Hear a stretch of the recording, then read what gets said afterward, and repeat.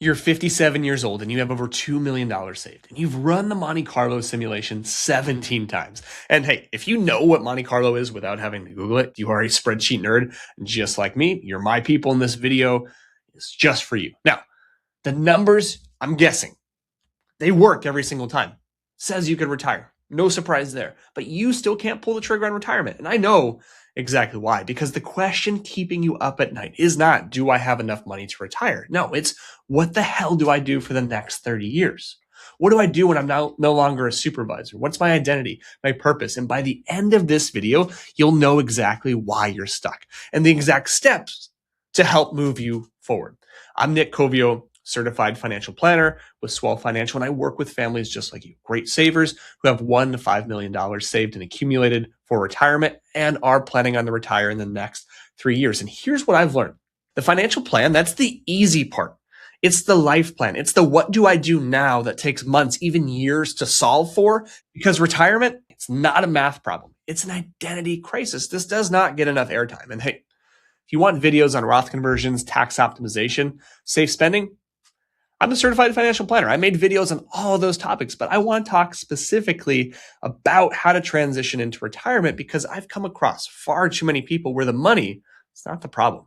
It's you and giving yourself permission to actually retire. See, your retirement is far too important to just wing it. You've spent decades saving, planning, spent years dreaming, and you have a plan for everything. I know you do. It's taxes, investments, distribution. You got that all dialed out. Now let's get you a game plan around how you're actually going to spend your time.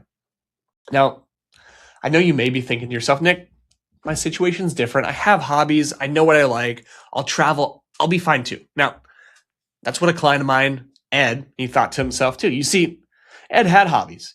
He had a woodworking shop. He played golf. He was sociable. He had friends. He had a great marriage. His kids were grown. He traveled twice a year. Everything was planned out. But none of that helped Ed answer the real question of what does a meaningful and significant life look like to you without a job title? When you're no longer getting emails, when you're no longer needed in the same way that you were. Because that's the question that stops people right in their track. Again, not about the money. It's who are you going to be on a Tuesday afternoon without your job? And I can promise you, the sooner you can answer that question, the more you are content with that answer, the easier it's going to be for you to transition into retirement. Now, let's get back to Ed for a second. Let me show you exactly our framework. Let me show you exactly how we work together to help him solve for this while he was still working. Keyword there, while he was still working. You need to stop thinking of retirement as a date. And I want you to think of it as a lifestyle test. See, Ed couldn't answer the question of what retirement would actually look like day to day. So I gave him a test. I said, hey, take 3 weeks off. Here's the rule, only under one condition. Can't do anything extraordinary. No vacation, no cruises, no trips. I want you to think through and write it out. That'll be another step, the day to day. So he took that sabbatical, that mini retirement, while he was still working, 3 weeks. And he got to work. He set up his wood shop. He met for coffee with friends. He tried new routines. And do you know what he discovered? He was bored. He was bored 4 days in. And not because retirement was boring, because he hadn't curated it. He hadn't designed it. And you know what? Ed told me this, and I was so happy. I said, this is great news. You see, Ed failed retirement, but he did it while he's still working. This is called feedback. And if you're like Ed, there's 5 things I want you to do to consider before you retire. And the first one is practice retirement. Just like Ed. Take a mini sabbatical, an extended vacation, key is while you're still working. Because here's the critical part. Live at a retirement pace, not a tourist pace. You don't book a cruise where every minute is scheduled or go to Europe and hit 15 cities in 2 weeks. No. I want you to wake up on that random Tuesday and ask yourself, what am I going to do today? Notice what you feel. Journal if you want to. The world's still spinning. People are back to work. Your kids are busy. What is coming up for you? Because retirement, it's not a date. It's a lifestyle test. The second thing I want you to do before you retire is to write it all down. And I don't mean vaguely think about retirement. I actually mean put it on paper, right? Grab a pen, grab a paper, and start to write out what a typical day in retirement looks like for you right now. From when you wake up to how you spend your evening, no judgment. Then on a separate piece of paper, write out your ideal retirement. Give yourself some time. Go to your favorite coffee shop, spend an afternoon. What does your ideal day, month, even ideal year look like? And when you do this, those gaps, they become obvious. And that's exactly what we need to start planning for. Number 3, find hobbies that you'd actually do on that random Tuesday, not hobbies that you think you should have. Spend some time with that.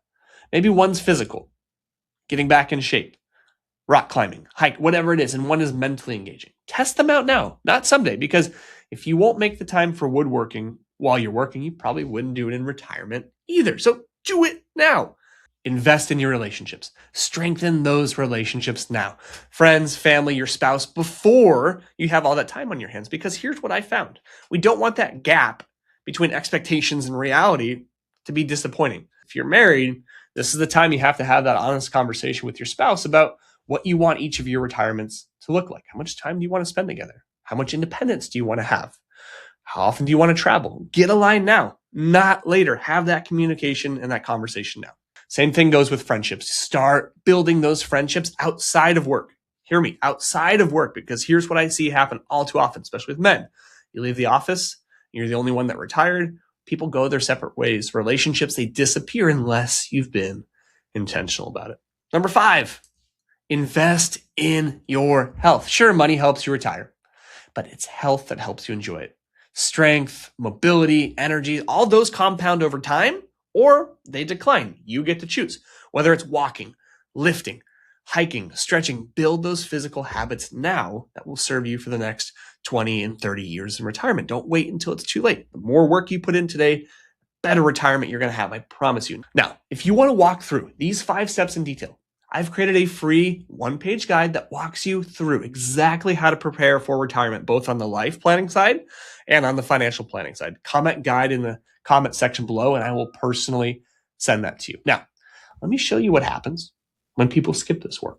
They don't take it seriously. 6 months after retirement, I do get the call. I have got the call before, and I promise you, it's every time, Nick, something's wrong. I thought I'd be happy, but I'm not. I don't know what to do with myself. In fact, one client told me he just sits in the garage, not working on project, just sitting there waiting for the baseball game to come on because he has nothing else to do. And here's what the research shows. People without purpose in retirement, they experience cognitive decline at twice the rate of those who stay engaged. I'm looking at you, men. Your brain needs stimulation. You need community. We are wired that way. It needs to challenge. You need to have meaning. And when you retire, you have to retire into something, not away from something. Here's the hard part. Once you're in it, it's way harder to get out. It's like quicksand. Because now you're trying to build an identity all of a sudden from scratch while you're already struggling. See, it's way harder than doing this work while you're still working. This is exactly why I don't just build a financial plan and say, hey, here you are, you're good to go. No, we have to start with you and your most meaningful life as the centerpiece. And then we build the financial planning around it. After all, what good is a ladder if it's leaning up against the wrong building, right? Because here's what I've learned. The reason you can't pull the trigger on retirement, it's not fear of running out of money. No, you're smart. You figured that out. It's fear of running out of purpose, of things to do, people to spend time with. And what if actually solving that second problem is actually more important than solving the first? Can you trust me on that? That the financial planning is the easy part. Now that you understand why the math alone won't get you into retirement, there's another question that stops smart people just like you from pulling the trigger on retirement. See, it's not what if I retire too early? It's no, it's what if I regret it? What if I make a mistake? In our next video, I'm going to walk you through the exact framework that I used with Ed and I use for all of my clients that help change everything. It helps get you to that point, helps get you off the sideline to know if you're ready to pull the trigger on retirement.